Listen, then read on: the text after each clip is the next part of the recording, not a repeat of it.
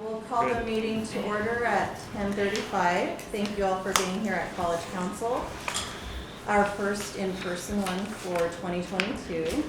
I am sitting in for Dr. Androgenis. She is at a very important gathering that happens once a year in the entire community college system. It is called a Solomar, Women's Leadership Retreat. And the California Community College League works with the ACTA Association for Administrators, and they host a leadership retreat so that women can gain the wisdom and knowledge of women leaders from throughout the state. So our president is part of the group of women that are teaching and sharing their lived experience as leaders in the system. So it's really great to have our president representing our institution at that level. We also have a participant, Dr. Laura Ramirez is currently there, and I encourage all the women leaders on campus to look into a Solomar if you're interested in that kind of professional learning experience. And I'll go ahead and ask that we do introductions since it's our first one in person. My name is Dr. Cynthia Olivo. I am the Assistant Superintendent Vice President of Student Services.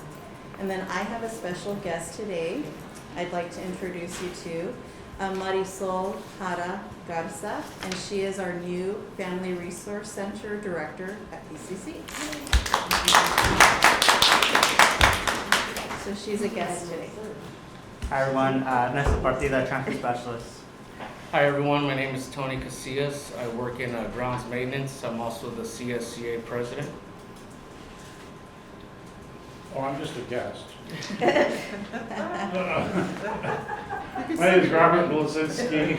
I'm the Assistant Superintendent and Vice President of Human Resources. Thank you.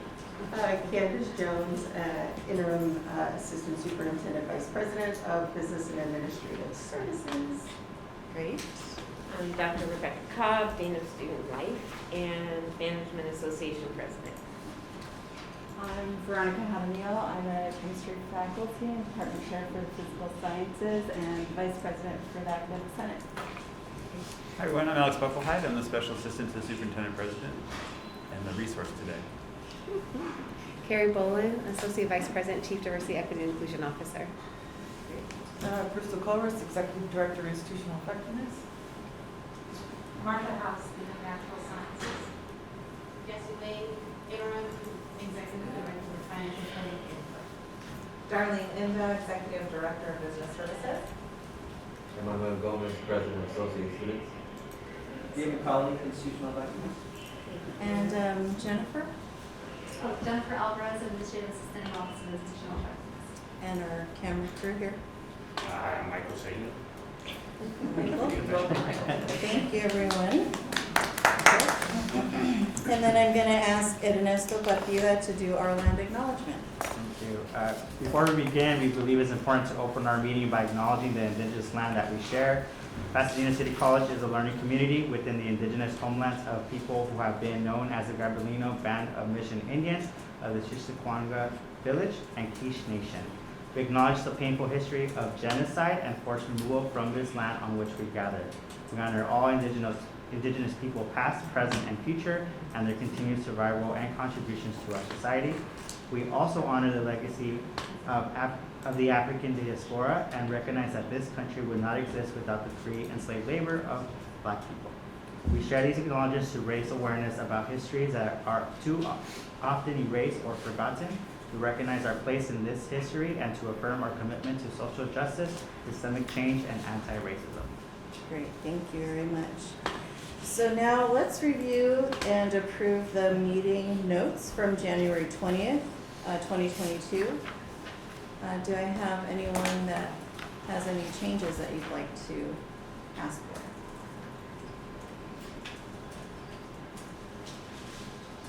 Can I get a motion to approve? Motion. Tony, motion, second? And second. Ernesto, second. Any discussion? Okay, all those in favor of approving the minutes as written, please say aye. Aye. Any opposed? Any abstentions? Okay, motion carries. The minutes are approved from January 20th. And now for my update, I'd just like to say welcome to week 6 of the term, and to remind everyone that in 2 weeks we begin our short-term classes. So please let everyone know we do have around 240 sections that begin in 2 weeks. So we have an opportunity for community members, our own family members, go home and tell everyone we have seats available, and we welcome folks because we are trying to rebuild our enrollment. We are 10,000 head count down. And imagine each of those 10,000 students, if they were each enrolled in 2 or 3 classes, that's thousands and thousands of enrollments down. So we hope that we can get more students here that begin late start. It's exciting. Today we have our second day of Club Rush. So at noon you can go out on the quad and engage with students who are excited about the various clubs that they are in. And we want to thank all the faculty who serve as advisors to these clubs. Remember, one of the requirements for our student clubs is each of them must have a faculty advisor. So please join in on that fun. And then I just wanted to take this opportunity as the chair of this meeting today to make sure we are utilizing this guide and tool that was created by the Student Success Committee last year to help us as we create policy. This committee is responsible for making policy and procedures for the campus, along with, the next level, the Board of Trustees. But this tool, what it does is it helps us remember that we are creating policy and procedure with students in mind, right? That we want to ask these questions as we're listening to and engaging in dialogue about our policy and procedure. So the Student Success Committee worked with Crystal's office to develop this. And so these are some really great guiding questions. The second area, does the policy utilize language that conveys a willingness to help students succeed? And then you can see all the questions there. Does the policy design prevent potential negative effects on equity in access, retention, or success? And so, Crystal, would you like to say anything further about this guide? Well, I'm working with a small group who are going through our student-facing policies, what we refer to as Chapter 4 and Chapter 5, to make sure the policies and the procedures are very student-friendly. And we have a member of Associated Students who's working with us and talks to us all the time about how confusing our language is. So what we're trying to do is take that Title V language that we just basically plunked into these policies and procedures and said, let's go back and see if a student actually understands that language. And if they don't, let's simplify it down so they do. Great. So I will make sure all of the members of this committee receive this copy electronically so that when you are reviewing the agenda to prepare to attend this meeting and to participate, you can ask these questions and also use with your constituency groups. So at Ernesto, I would encourage you to take this to Classified Senate. Veronica, same with Academic Senate. So if we can make sure we're all using these questions, then we'll be on the same page. And then Emmanuel with Associated Students. You have a rep that's working with Crystal, but you could also look at this as well. Thank you. Okay, thank you. Okay, that's my report. And now I will ask Vice President Jones for her report. Thank you. Really quickly, I have 4 items I just want to catch you up on.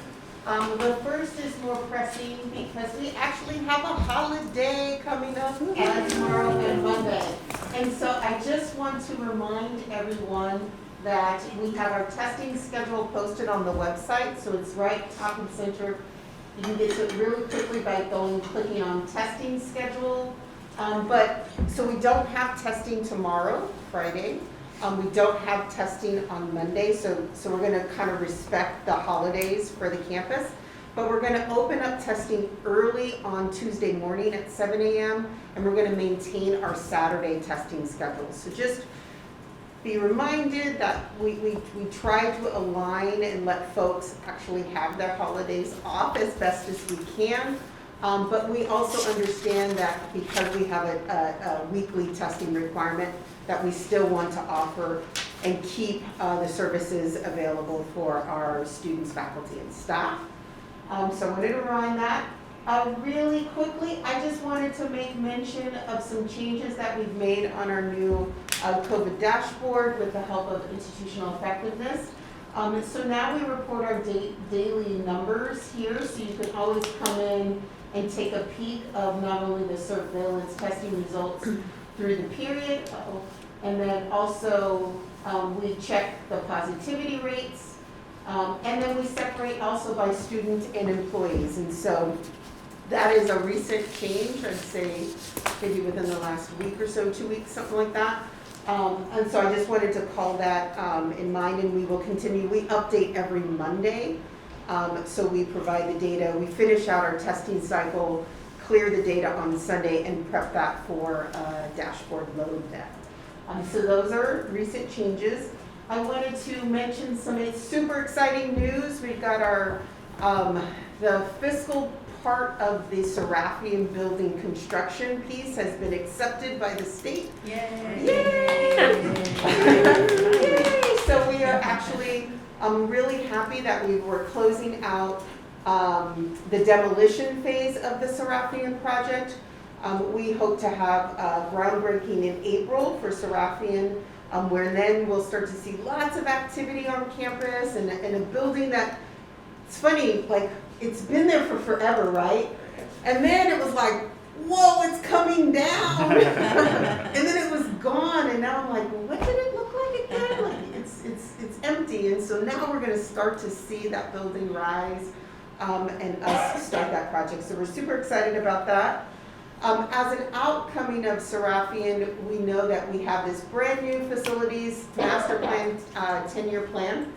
Last night at last night's board meeting, we actually presented some initial community feedback results on the potential bond for November of 2022. The data came in very positive that the local communities, through their tax dollars, are very much in support. At least that's what these interviews have led us to believe. They've given us really some solid guidance about how much the community is sort of like ready and willing to support the college. So we've got some guidance there. We're going to re-poll again as we get through the summer, and then ask the Board of Trustees their direction on whether or not we're going to go for the bond in November 2022, which is all contingent on this information coming in from the community and their support, as well as PCC's community. So that's going on. And the last thing I'd like to acknowledge and mention is that we are going to be dusting off our emergency preparedness process and planning right before the pandemic hit.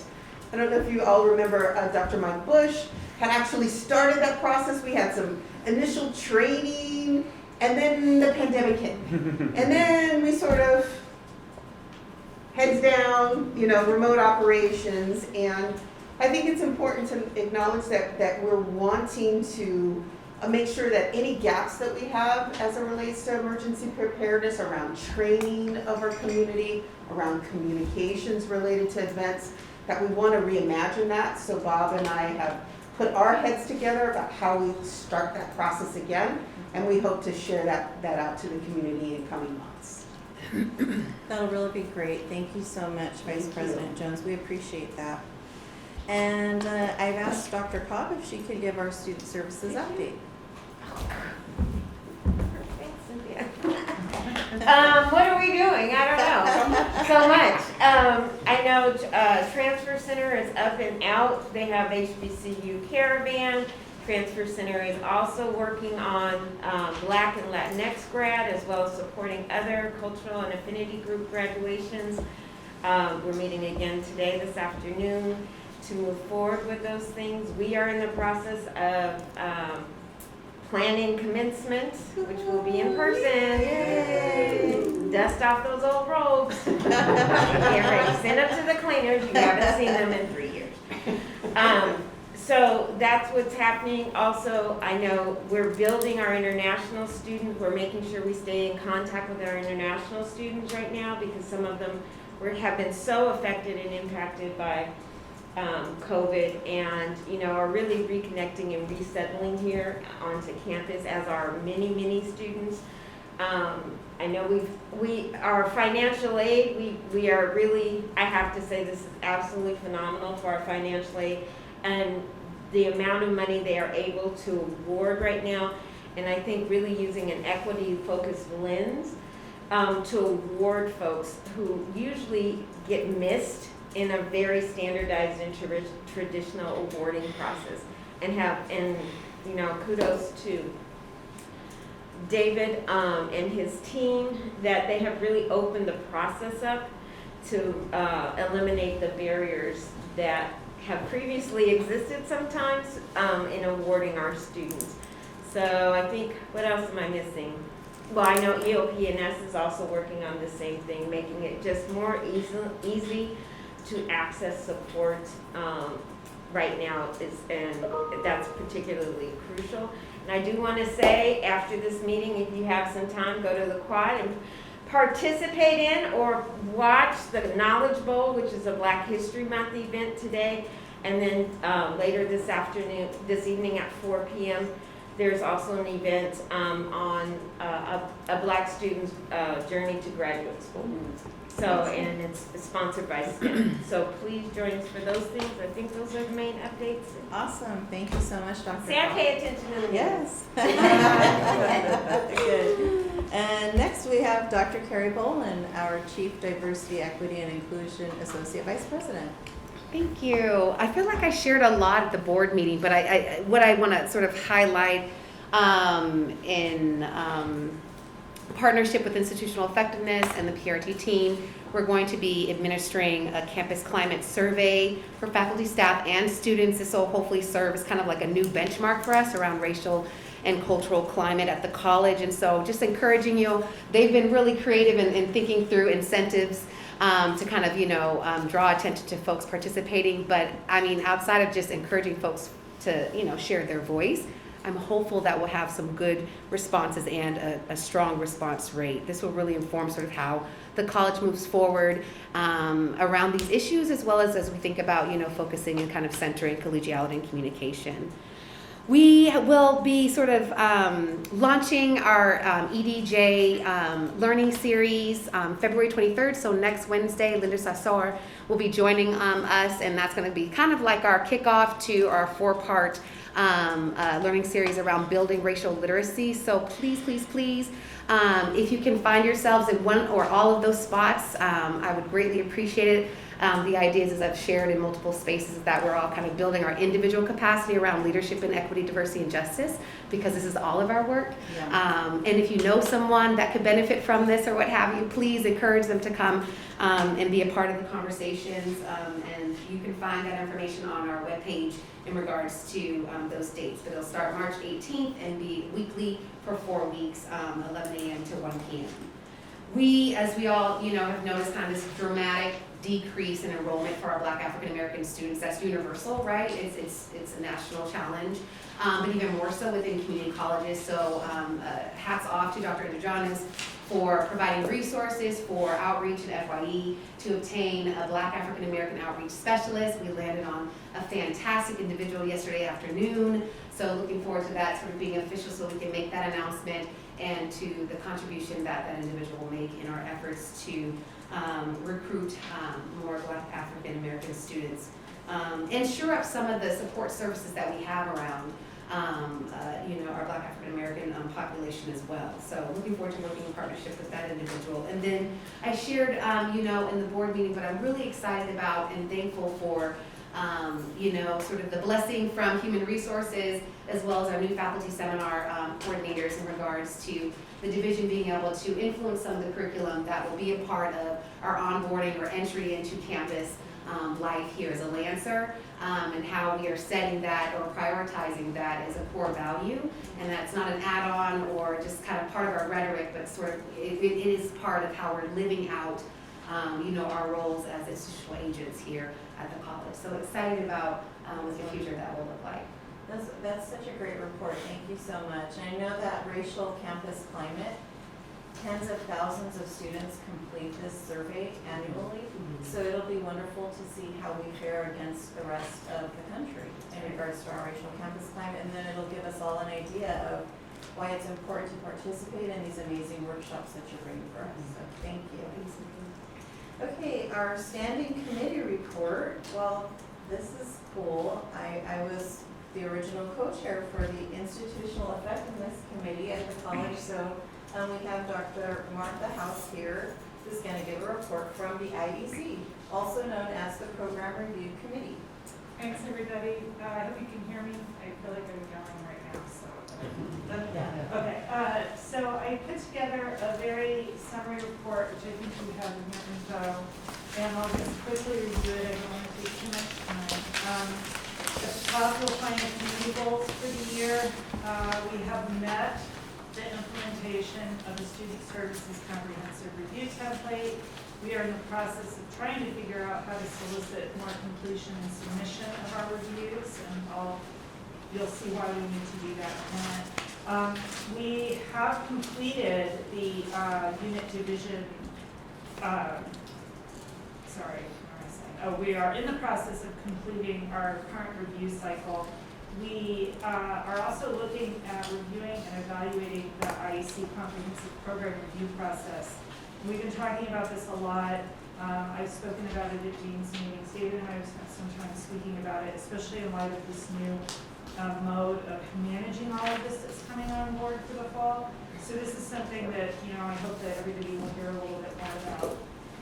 As part of this, we're hoping to strengthen assessment program level outcomes and getting program apps into the review process.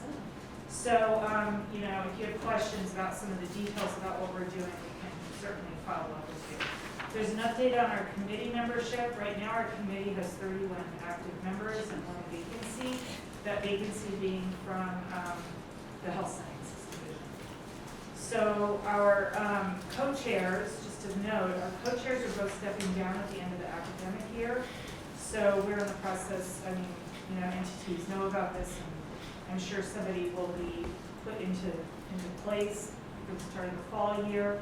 As I mentioned, we have 1 ongoing vacancy from Health Sciences.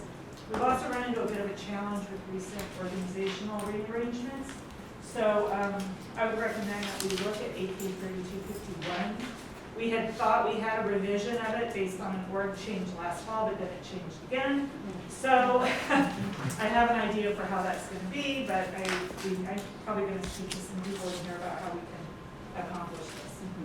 The committee overall, let me say, is extremely engaged. There are people who take their work very seriously. And we want to make it the best process we can for everybody involved, which is why we are looking at a revision of this entire process. So just a summary of where we sit right now. This was as of yesterday. We completed in the fall the review of the ADT and certificates that are listed on this table. At that time, there were no others submitted. There may be some outstanding from prior cycles, but this is what had been in our queue to submit. In the spring, right now, we're going through our comprehensive unit and division reviews and our student services reviews. This is the reason why I think we need some assistance on motivating completion of this. We expected to see 25 unit division reviews submitted to us. We have had 10 submitted as of today. I'd rather talk to the VP of Student Services. Well, right. You can't give us 10,000 things to do with a deadline the same week. And, we sent out reminders, but we all know there's a billion emails going around. There's a billion things people have on their plate, so we get it.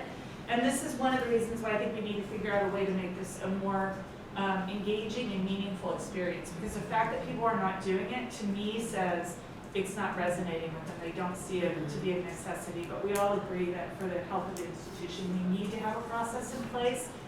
And so this is what we're talking about right now. And I think this is something we need to do among multiple entities.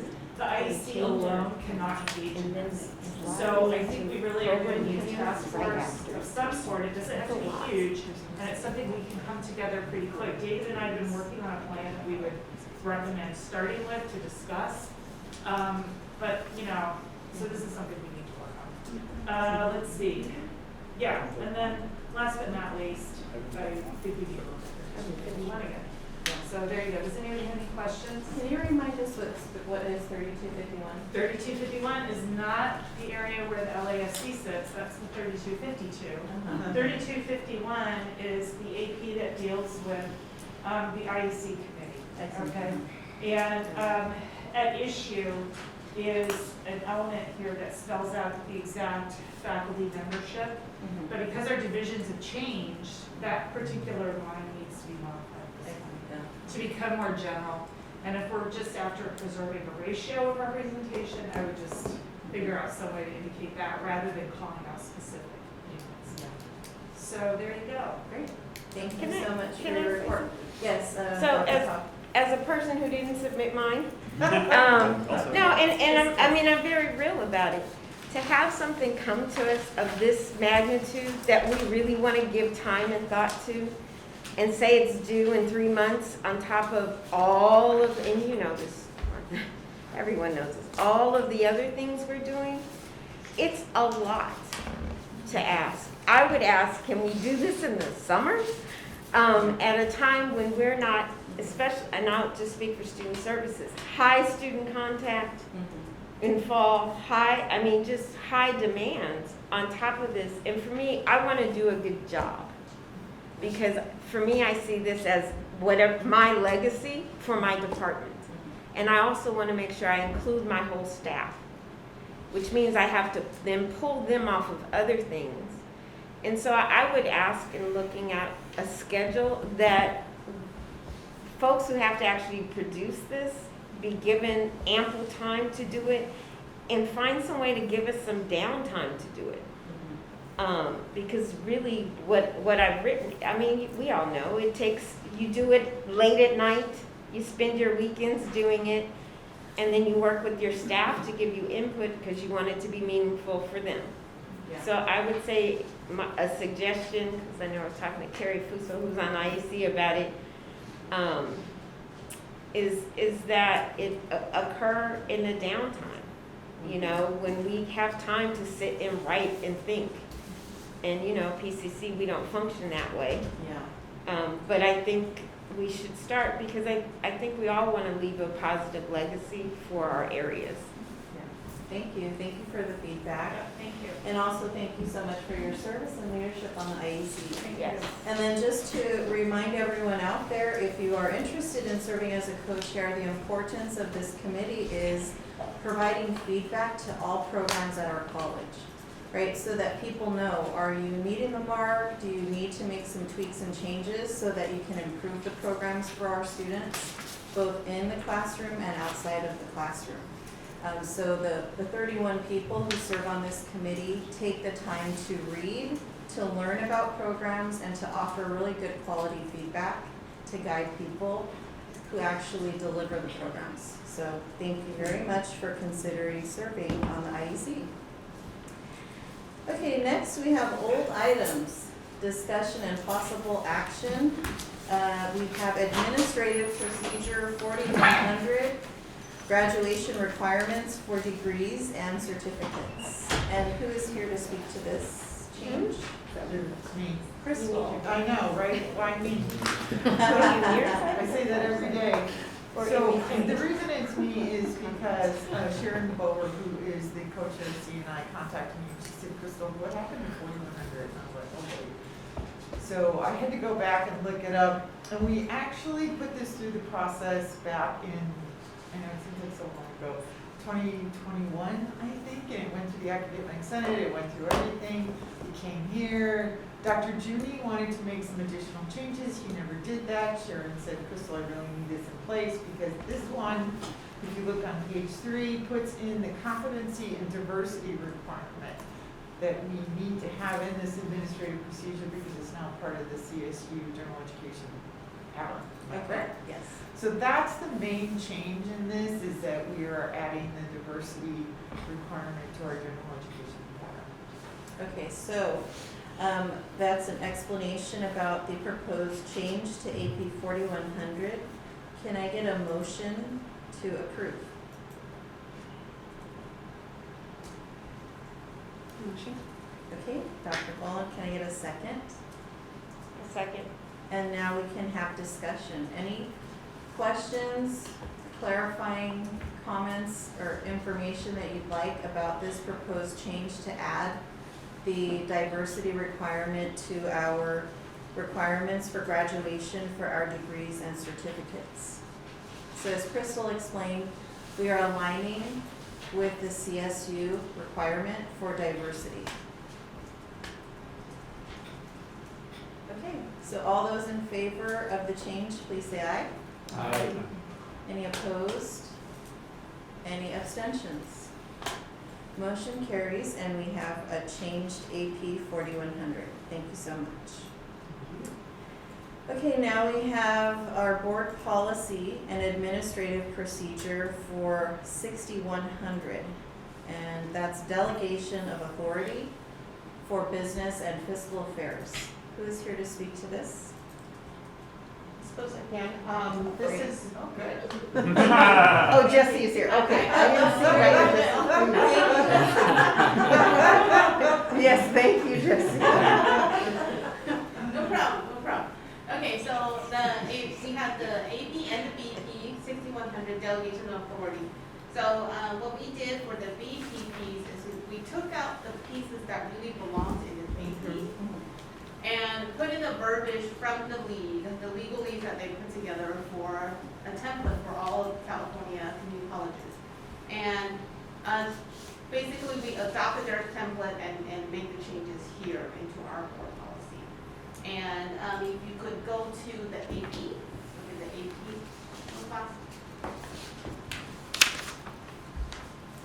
Okay, so the AP, in addition to some of the updating the dollar amounts, what we did is, because the dollar amount changes each year when inflation occurs or when cost of living occurs, so we figured instead of coming back to the committee every time a change is made, we're probably going to be hearing from us several times throughout the year. So instead of doing that, we put in the code and the links to the code where the changes will be reflected on. So the language itself will not speak to a certain dollar amount, but we will provide information onto the code where we can find that information. So that is the changes that we have proposed for AP and BP 6100. Great, do we have a motion? Can I get a motion on the floor? So moved. And second? I'll second. Tony is second, and now any discussion? Do you have any questions or comments for Jesse? I do. Yes, Emmanuel? So, some of our AS board members reviewed this one, and one of the questions they had was if the numbers and price points changed, because it wasn't included or rewritten before. For the BP 6100? Yeah, so. Right, so before the change, we included the prices in the BP, but then really the price belongs in the AP. So we took that piece out. So let's go to the AP. So the AP speaks to the price in a more general term, because it does change all the time. Like what we used to have here, the 500 and the 15,000, those were actually outdated a long time ago. So the current price after inflation, we're looking at somewhere around, I have to go check the exact number, but it is a lot more than the $500. So we just figured that instead of putting the fixed price in here and then having to keep coming back to committee, we just put where we can find the information. And then where we can find the information is from the code under the reference section. So that code section 70902D, the 81644, and so the bold code is what we added that is actually applicable from here. So if we go there, the public contract code will give us the most up-to-date information on what dollar amount we should really have authority over before coming to the board. And would this be, would the codes change and require this to be updated? If the code has significant changes, yes, we will come back and update. Yeah, what we've seen so far, so we keep track of these type of changes. What we've seen so far is that they update the dollar amount so far, just attractive with everything that costs you a little bit more. But if we do watch for any changes, any type of significant change that will affect what we have in the body of the language, we'll come back and bring it back. Thank you. Great, thank you so much. And Veronica? Yeah, I was wondering, have these gone through the academic senate already? They've been presented They to the were academic given senate? to Gina in December, and I reminded her again in January, and they never appeared on your agenda, so I moved them forward.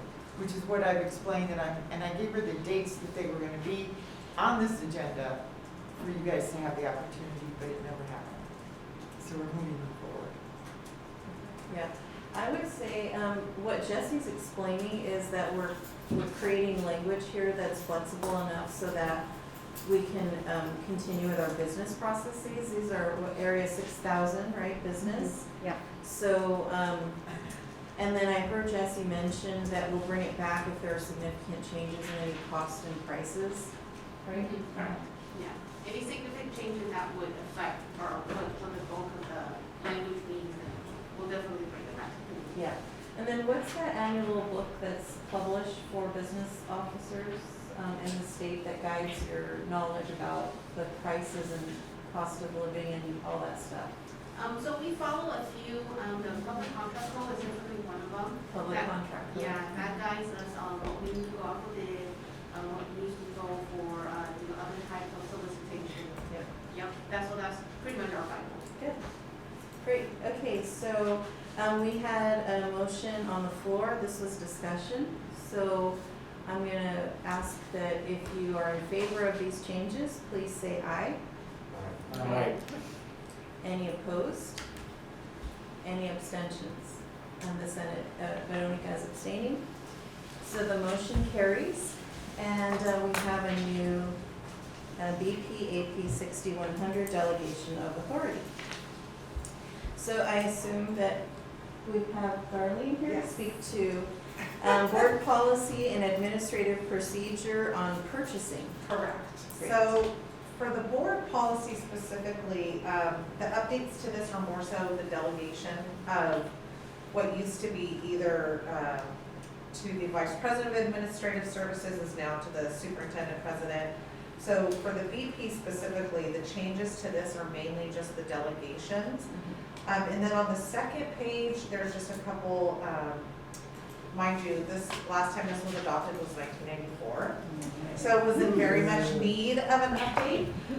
So on the second page, you'll see item number 5, there's just a couple verbiage changes. Specifically at the end, the ratification by the governing board isn't required for the $250.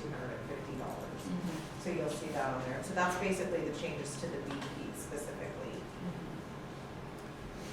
So that makes it easier for Yes. us. Yes. That's good. Everyone in here processes purchase orders, so that's good news, right? Yes. And then for the AP, there's a couple changes. You'll see those are in bold as well. And again, the last time this was adopted was in 1994, which was some time ago. So specifically for that, again, item number 5 is more of a delegation change of who the director of purchasing reports under, which is myself. And on the second page, you'll see that item 6.2D talks about the requirements for anything over $5,000 requiring 3 bids, or not 3 bids, I'm sorry, 3 quotes, per the government contract code, which is 53060, that's the requirement that we have to have 3 quotes for anything, any purchase over $5,000. There's that change, and then moving on to the next item, and actually, let's see, that's still 6, but 6, I guess D and E, those were done actually by fiscal. One specifically is the advance request for reimbursement, so for transactions under $250, advanced check or reimbursement check may be issued at the discretion of fiscal services, so that's an update there. And then there's also an update to the cash purchase procedure that basically you can get reimbursed for a maximum up to $100 from the student business, so the bank, basically, business services office. And let's see, item 6F2 talks about our capital equipment and how it's tagged. So there's that piece. And then one of the big ones for me specifically is 6F4, which is the consent items.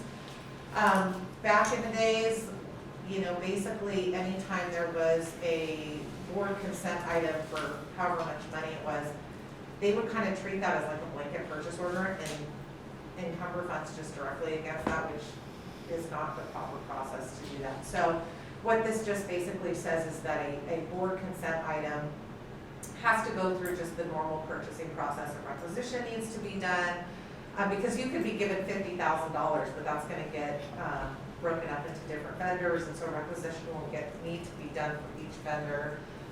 But you can reference that like a consent item, but you'll still have to do a purchase order for each of those purchases. And then item 9, receiving, just talks about on-campus delivery center and where they're received, basically. So we receive at the OCDC, which is our on-campus delivery center. We get packages also at the warehouse, and then we also get packages, ITS also receives packages. And let's see, brilliant. Oh, and then item 12 is just another delegation change.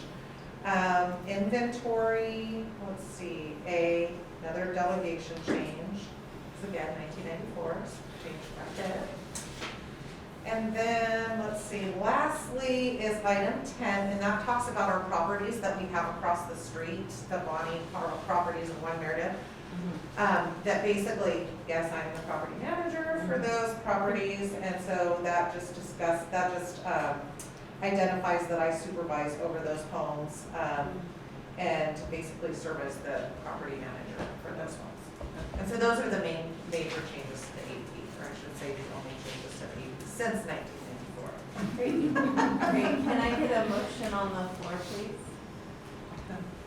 I'll make the motion. Tony, and a second. I'll second it.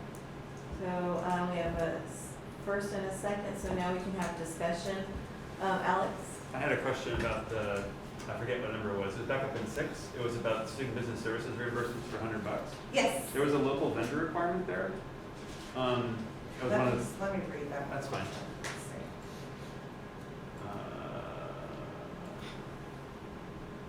Maybe further down. They'll be in close. That's it. E. I'm gonna Cash be purchase. honest, that is a fiscal services piece to this, and I'm not sure why it is,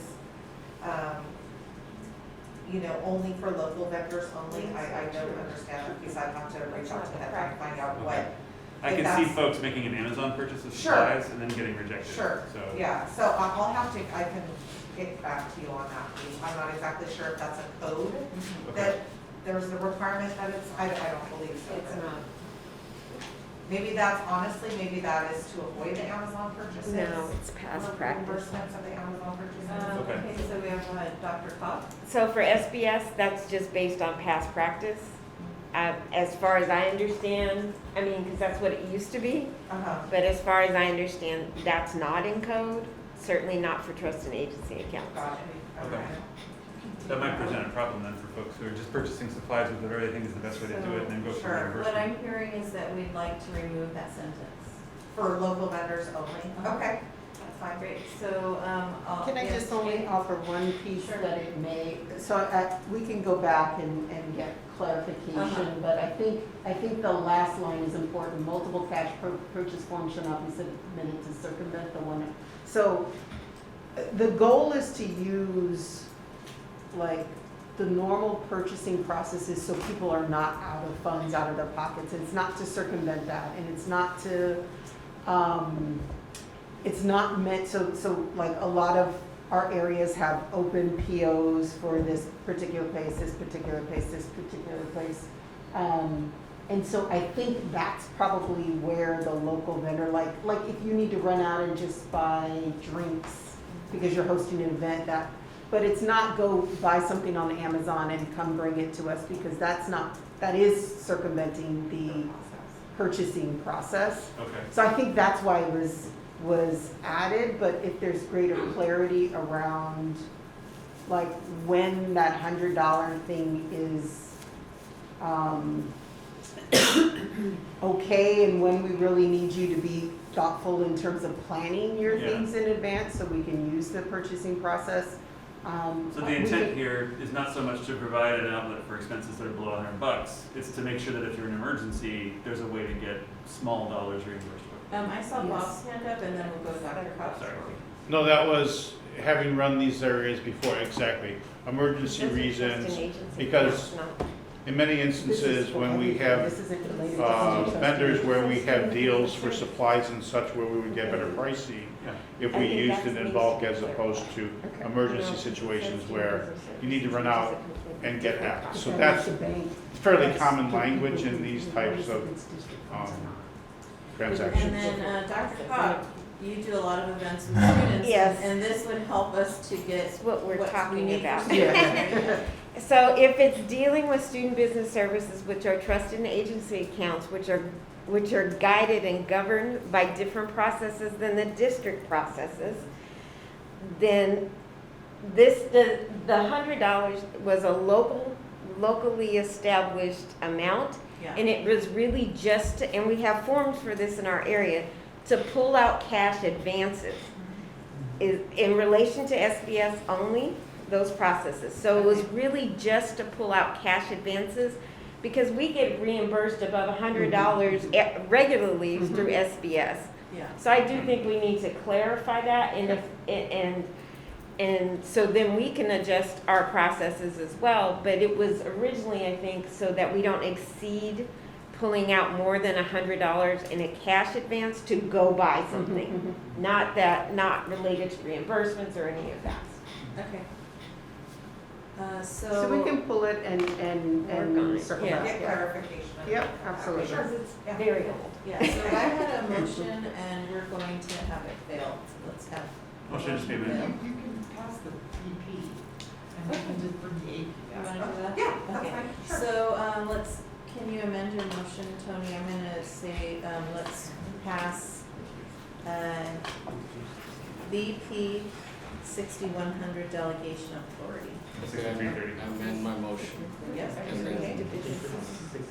Oh, 6330, sorry. BP 6330. So you're amending your motion, and then we still have our second with Ernesto. So all those in favor of passing board policy 6330 purchasing, please say aye. Aye. Any opposed? Any abstentions? Okay, motion carries. And we will hear back from Darlene Inda, our Executive Director of Business Services, at our next meeting so that we can review the language for purchasing. Thank you. Thank you, Darlene. Great job. And next we have our Board Policy and Administrative Procedure 6400 Audits. I think it's the amazing Jessie again. Hey, it's me again. This one is right up in like alleyway. So let's look at the BP first. So the language we took out are really just like Darlene's policy. They're really, really outdated. So we no longer run our bookstore, and KPCC is a separate entity, and Foundation is a separate entity. So we really shouldn't be commingling everything in this paragraph. So we took those out and then added a few words to add more clarification. We hire a certified public accountant firm to conduct our annual financial and performance audit as required by the Chancellor's Office. And by the end of the audit, the presentation will be done to the Board of Trustees, and the Board of Trustees accepts the result of the audit. So we make those bold words to clarify that in the series of events that's going to happen. So those are changes for the BP. Let's look at the AP. Alright, so the AP, there's actually a date that Chancellor's Office would like to know who our auditors are. If there's a change in the auditor, which is before May 15th of each year. Yeah, so that's a deadline that we need to meet. I went ahead and added in there, and also for best practices, the contract, we would add it in there to be no longer than 5 years. Normally, the contract is about 2 years, and then we have the option to extend for 3 years. But at the end of the 5 years, we really should go back onto the market to evaluate whether we have the best player, with the most knowledge to perform the audit for us. So those are the changes for AP 64.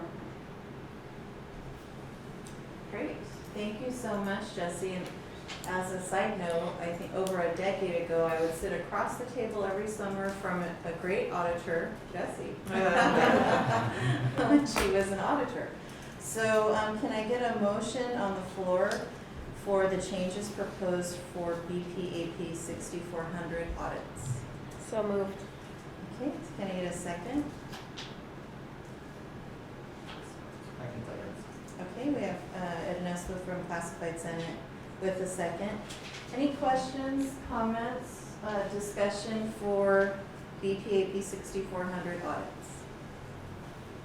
Yes. Thank you.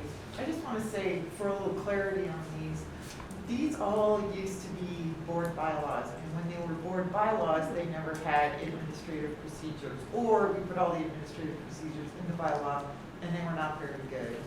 So I just want to give my hats off to Darlene and Jesse and Candace for being willing to take these on after 22, 28 years to review them and rewrite them and bring them up to what we're currently doing. Because this is no easy task to read these and figure out what are we currently doing and matching, and then looking and building an administrative procedure that comes with it. That's great. Great. Okay, Yeah. thank you so much for doing that. 28 years, folks. Yeah. Woo, That's a that's milestone. Okay, so all those in favor of the changes? I have an edit. Oh, sorry, yes. Yeah. uh-huh. In the BP 6400. Sure, BP 6400. I got it. So we changed the word outside to external, so I think that should be consistent in the first sentence. Okay. There shall be an annual external audit. Oh, okay. Okay, I got it. You got it? Great. Thank you, Veronica. And then I had a question of just trying to understand the 5 years. Is that a legal amount for the AP 6400? It's actually the best practice. Okay. Yeah, because periodically we do want to, they are a contractor of ours. We want to go out into the market to see, to check the pricing, check their expertise. We just want to make sure that we consider all aspects to get the best deal for our services. Okay. Great. Awesome, thank you. So all those in favor of passing the BP AP 6400 audits as amended, please say aye. Aye. Any opposed? Any abstentions? Motion carries. We have a new board policy and administrative procedure for our audits. Okay, a new item for discussion and possible action is our administrative procedure 6530, use of district vehicles. And it's Darlene here. So we actually have never had a policy for district vehicles. Okay. And so in concert with our third-party administrator of our risk and our workers' comp and liability, Keenan and Associates, we put together, based on what a lot of this was based on what a lot of other community colleges have in their policies on district vehicle use specifically. And so what it goes through is basically what we do as a district, what kind of background procedures we do to ensure we have, district employees who have safe driving records, who have to meet certain requirements, who go through, safer driver training, or safer driver program, I should say, through Keenan and Associates. They have different trainings through PNC Bridge that our district drivers can also take as an added benefit to them. So this is just basically a new policy to address that so that we have something in place, because we have had some incidences where this would have been very beneficial to have and we did not have this. So any questions? It's a new policy. I would ask, I believe there are certain occasions where students have driven district policy, district vehicles. So is there anything within this policy, this brand new policy that would limit that or impact that? Yes, as a matter of fact, part of this policy, students would not be allowed to drive district vehicles for a number of reasons related to risk and liability. The vehicle, for instance, a district vehicle follows the district, right? So if a district employee drives a district vehicle, it's covered. But if a student who is not an employee of the district drives the vehicle, now that poses additional risk and liability. There's also an additional aspect to that as well, in that if a student is driving a vehicle and let's say misses, they don't catch something on the DMV record or there's something on the record and a horrific accident happens, it puts the district at even greater risk for additional punitive damages. It just increases the risk by having students drive. Now there is a caveat to that in the sense that a student can become a district volunteer, board approved volunteer, of which then they would be able to drive a vehicle. So as long as they're not enrolled in that course. That is not enrolled in that course. So for instance, you have a class that you need drivers for. We do have field trip drivers that are transportation department. However, they are extremely limited. It is very hard to get them. We have a very limited number. So that's obviously our go-to on any field trips, is using our field trip drivers. But in the event it's overnight or in the event, we can charter a bus, but I know that's extra expense. Yeah. So what we can also rely on is board approved volunteers to do driving for us. Okay. I know this is brand new, so all the stakeholder groups will go back and talk Sure. to your Yeah, groups it'll go about out it, there. right? Sure, absolutely. I just want to provide enough information so that when you all go back and you lead discussion about this new policy and procedure, you have enough info to get substantive information to bring back. Or Invite Darlene to talk about it. I wondered, usually those of us who are creating new policy or procedure or editing, we use the model policy from the California Community College League. Was model policy used in this? Yes. Okay. I always give her model policies. Okay, good. I would say I rely on crystal collection. Alan? So, I appreciate the work that's being done on this. I'm glad it's first read. My own perspective, I think paragraph 2 could use some work, because I just heard a bunch of exceptions beyond police cadets who are students who could drive. And I think if we're making this student clear, we need to go back and either describe that explicitly or just make it clear that if you're an employee and a student, there are ways that you might drive a vehicle and be okay. Sure. Okay, Rebecca? Just because I hear the questions already. And especially for clubs and organizations. So can you just give me some thoughts, if you understand what's the district approved volunteer? So what is the vision that looks like? What does that look like? So to become a volunteer, you go through a process. You fill out the volunteer forms to be a volunteer for the district. It goes to the board. It's approved at the board. And now you're a board approved volunteer for whatever you're volunteering for. It requires the volunteer form that fills out. They have to sign off on it. It basically covers them under the district, under our insurance should something happen. But they're there in a volunteer capacity. So, and we could have a student go through that process? Sure. Okay, Yes. that's what you're saying. Yes. That's what I want clarification. Because we're gonna, and AS is gonna have to take this to ICC. Sure. And I'm trying to anticipate those questions that are gonna come. And I also know for faculty, for like natural sciences and those folks who do regular trips, like the Sure. desert and stuff, oftentimes their students drive because there are so many folks who go. Right. And they don't have the money to get a van or, for that period. So what in the past, we've also been able to hire our own folks on campus through transportation to provide that. Is that pool of folks going to be expanded in case, entities can't afford to get a bus, they don't have anybody else to drive, there's not enough staffing to drive.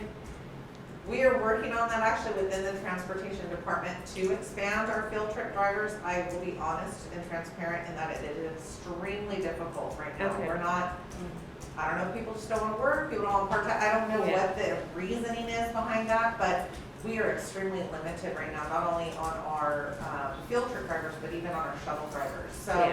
but we are trying to expand that. Okay, I mean, we're happy to see something codified rather than just trying to, Wink, wink, hope. yeah, and Sure, just like, well, sure. this is what we've done and piece this together and this is what we think we Right. can do. The first goal So- is to bring whoever's driving under the district's liability. Okay. That's our first goal. And there's a process to do that using this volunteer board reporting process. But whether or not a class can go somewhere shouldn't be coercion of the student to have to drive. If you know, it's funky. Yeah, and so it's not so much coercion, they're going anywhere, anyway. but they're not being paid. They're Yeah. not, you know, so it's weird to say, well, this event can't because none of the students want to drive and make it their fault. That's the district's fault. Well, like, we have to figure out a way to manage that by increasing our pools, to provide other avenues Yeah. for students who may have taken the class previously who still want to come and participate and be a volunteer to help with that. But I wouldn't want it to be, well, now we can't go because the students don't want to drive. But now it's weird. gonna be, so now we can't go because no students can drive. Well, so Okay. it's gonna be, this is why it's great that we have this as a new item Yeah. that will circulate through your stakeholder Bring group. all the So, questions. this But is then the we don't know what's excitement of happening. policy creation, right? And this is really, So we exciting. just have to So have thank like you. pool drivers. And then I have, Tony. Tony has a question and then Veronica. Just out of curiosity, is a volunteer subject to the same like guidelines like as fingerprinting and all Wow, that? we have the VP of HR here who can help us understand the volunteer sign-up process. Do volunteers go through the fingerprinting process, Bob? Yes. Okay. Yeah. So good. And Veronica. So I was reading about so for the 15 passenger van, you need a Class B driver's license and a medical certificate. So I was wondering, and first aid certificate, so will the campus be holding those kind of certifications for their employees then? Good question. Yes, we can do that through our third-party administrator, through Keenan. We can offer those services as needed for employees that want to drive. Obviously, our field trip drivers have to go through that process, and so do our shuttle drivers. So if we have somebody volunteering for, to drive our 15-passenger van, then we would provide that to them as well. Great. Okay, and then the other thing that I had was, this just is, it seems a little strange to me. For the minimum standards, 5, it says the driving record cannot exceed the allowable points as listed in the standards outlined below. So then I was looking for an actual outline, but it's actually number 7. So it seems like it should just be put together into one bullet point. Sure. Okay. Great. And is that all, Vero? Yes. Yes, thank you. Next, Alex. Just a clarification, this covers gasoline-driven road legal vehicles and not electric carts, right? Because I find myself thinking here about all the electric carts on campus too. Well, they have to go through it. Anyone who drives our electric carts has to go through their own training through Keenan, which is through Keenan State colleges as well. But it's a district vehicle, I mean, you could call it a district vehicle, right? Sure, So sure. maybe we need to clarify what Okay. exactly we're covering. Sure. Electric carts, maybe, write a section for that. Or cut them entirely and just talk about gasoline-powered road legal, Sure, okay. right? Sure. And I would encourage everyone to use the guide that I shared today, right, with your stakeholder group. And thank you so much, Darlene, for introducing this. Yeah, Oh, sure. Emma? I have a few questions, actually. Yeah. So, I think this is great, but I think like Alex mentioned, that second paragraph has to be readdressed. Sure. Simply because I've seen these vehicles be repaired by the automotive program. So if a student has to pull this vehicle to the service bay, they're operating it the moment that the key goes into the ignition, regardless of the ignition switch being in auxiliary position, in accessories, or off. So that we would limit their experience if they have to pull in a vehicle and now they have to wait for the professor to drive it instead. Yes and no, but because that's part of the program, that's part of the instructional program, is assessing vehicles, so that's like a slippery slope, but it's a little bit different, because that's part of their instructional program to do that. So What about maybe myself? offering to add, say, Language. excluding Sure. instructional. Right, that's good. Yeah. What about if I'm working for the flea market Mhm. and I have to operate one of these trucks to go and It's a put different up barriers condition. around the community, And around the liability. neighborhood? That's through the foundation, so that This is doesn't impact separate. that? It's separate, it's. Okay, and is this in accordance only to Public Contract Code 10.326.1? Or are y'all looking also into the Alliance of Schools for Cooperative Insurance Program? We're doing it collaboratively, we're looking at other different community colleges that, we're trying to align our policies to what other community colleges are doing as well, and staying in line with public contract code at the same time. Right, okay, and maybe if we could include language where, because a 15-passenger vehicle, it's under 16,000 pounds. But I understand that according to this Alliance of Schools for Cooperative Insurance Programs requires that you do have the Class B as it's indicated on this form. But maybe if we can describe the reasoning behind it, because the DMV will not require you to have a CDL in order to drive that vehicle. Well, a lot of this too comes, like I said, in concert with our third-party administrator, Keenan and Associates, and they are our risk and liability insurance provider. So a lot of our representations come directly from them to protect the district. So that's where a lot of this comes from as well, is in order to protect the district. So we can go above and beyond what is required Cool. if it's recommended to do so. Right, thanks. Great. So I look forward to hearing back from all of you at the next college council meeting or whenever we agendize this, when it goes back through your stakeholder groups. You heard the information and questions coming from our AS Pres. So I hope that gives you enough feedback so that you can present all the information when you bring it up to your groups. And next, we have a special topic, Aspen, the Aspen Prize. As you all know, PCC is once again in the process of competing for the Aspen Prize. And just this week, was it this week? Just a few days ago.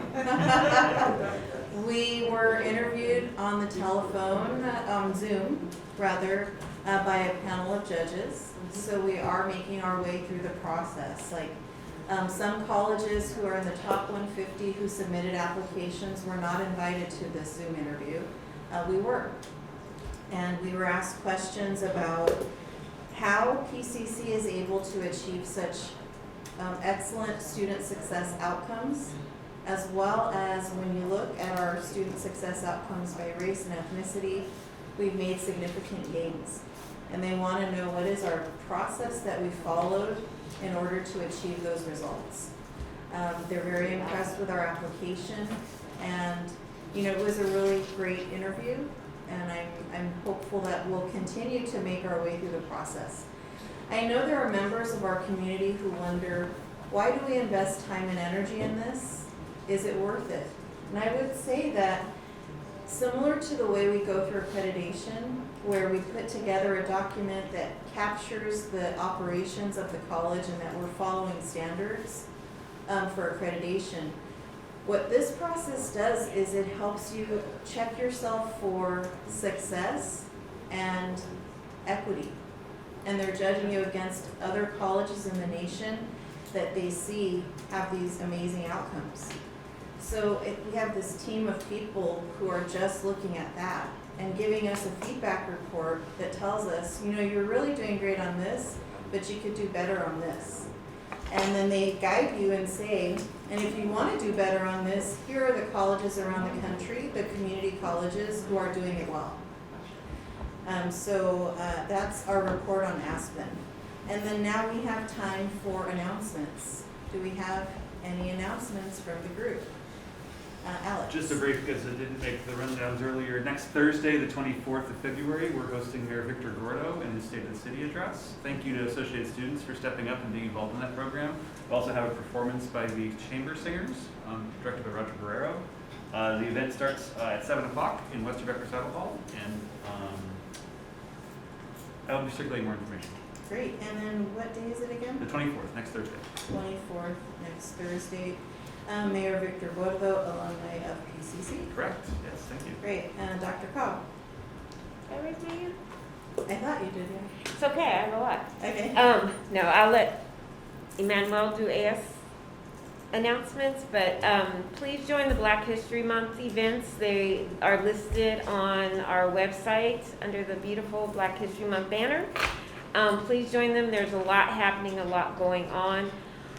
With that too, Cross Cultural Center and the Office Cross Cultural Center is putting out their applications for students to participate in our cross cultural retreat, which will occur in April. I want to say it's April 5th through the 7th.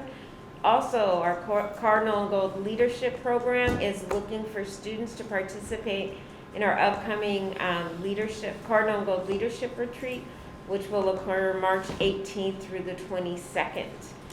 And also we are starting our AS election process, and I'll let Emmanuel talk about that.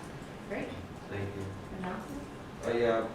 Just, again, there's Club Rush going on at 12 today, for the second day.